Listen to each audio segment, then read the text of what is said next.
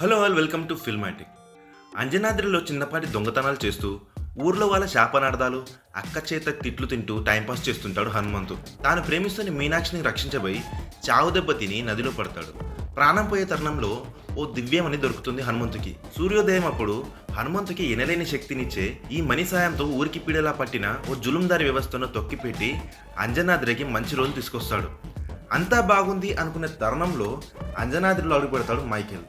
హనుమంతుకి శక్తి ఎక్కడి నుంచి వస్తుంది అని కనుక్కోవడమే ధ్యేయంగా మొదలైన మైకేల్ ప్రయాణం అంజనాద్రికి ఎలాంటి ఇబ్బందులను తెచ్చిపెట్టింది, అసలు దివ్యమని హనుమంతుకి ఎందుకు దొరికింది వంటి ఆసక్తికరమైన ప్రశ్నలకు అంతే ఆసక్తికరంగా చెప్పిన సమాధానమే హనుమాన్ చిత్రం. తేజ సజ్జా నటుడిగా స్టామినా ఏమిటి అనేది నిరూపించుకున్నాడు. ముఖ్యంగా ఈ రేంజ్ సినిమాకి తేజ ఏం సరిపోతాడు అనుకున్న వాళ్ళందరికీ సమాధానం చెప్పాడు.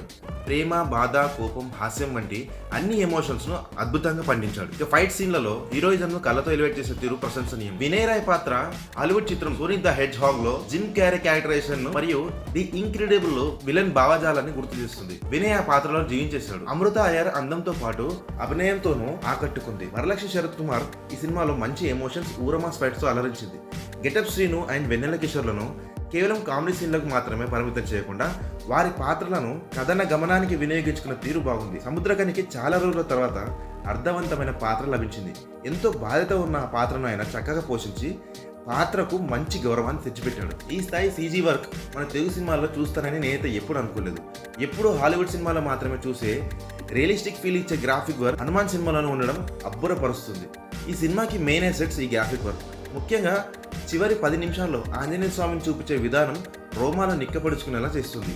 అంత తక్కువ బడ్జెట్లో ఈ స్థాయి క్వాలిటీ అనేది మామూలు విషయం కాదు. కేవలం గ్రాఫిక్ వర్క్స్ లో ఉన్న క్వాలిటీ కోసమైనా ఈ సినిమాను థియేటర్లో చూడాలి. దర్శకుడు ప్రశాంత్ వర్మ ఒక సాధారణ కథను అసాధారణంగా ప్రజెంట్ చేసిన తీరు బాగుంది. ముఖ్యంగా పిల్లలు, పెద్దలు, ముసలి వాళ్ళు కూడా ఈ సినిమాను ఆస్వాదించేలా సింపుల్ ఎమోషన్స్ తో కథను నడిపించిన తీరు ప్రశంసనీయం. అలాగే హీరో ఎలివేషన్స్ లో రాసుకున్న విధానం బాగుంది. Avakaya fight and pre climax fight design చేసిన తీరు మాస్ ఆడియన్స్ అండ్ పిల్లలను అమితంగా ఆకట్టుకుంటుంది. కాకపోతే లాగ్ విషయంలో కాస్త జాగ్రత్త తీసుకొని ఇంకో 15 నిమిషాలు ట్రిమ్ చేయగలిగితే బ్లాక్ బస్టర్ గా నిలవడం ఖాయం. ఇక చివరి 10 నిమిషాల్లో ఆంజనేయ స్వామిని చూపించినట్టుగా చూపిస్తూ సీక్వెల్ అయిన జయ హనుమానికి ఇచ్చిన లీడ్ ఏదైతే ఉందో నా భూతో నా భవిష్యత్ స్థాయిలో ఉంది. దర్శకుడు ప్రశాంత్ వర్మ స్థాయి మరో 10 రెట్లు పెరుగుతుంది ఈ చిత్రంతో. ఈ మూవీ అనాలిసిస్ వస్తే అద్భుతంగా ప్రజెంట్ చేసిన చివరి 10 నిమిషాలు, తేజ సజ్జా స్క్రీన్ ప్రెజెన్స్, మహాద్భుతమైన గ్రాఫిక్ వర్క్, సముద్రకని క్యారెక్టరైజేషన్ తో ఇచ్చిన elevations and Prashanth Varma taking కోసం హనుమాన్ సినిమాను థియేటర్లో మాత్రమే చూడాలి. ఎందుకంటే 2 నెలల తర్వాత ఓటీటీలో చూసి థియేటర్లో చూస్తుంటే అదిరిపోయేది కదా, బాధపడకూడదు. కాబట్టి ప్రశాంత్ వర్మ, తేజ సజ్జా కలిసి సంక్రాంతికి బోని కొట్టారని చెప్పాలి. పిల్లలు మరియు ఫ్యామిలీ ఆడియన్స్ దృష్టి మెల్లమెల్లగా హనుమాన్ వైపు మళ్ళుతుంది. కాబట్టి ఈ చిత్రం పెద్ద విజయం నమోదు చేసుకోవడానికి ఎక్కువ సమయం పట్టదు. My rating for this film out of 5 3.5. Thank you for watching this video.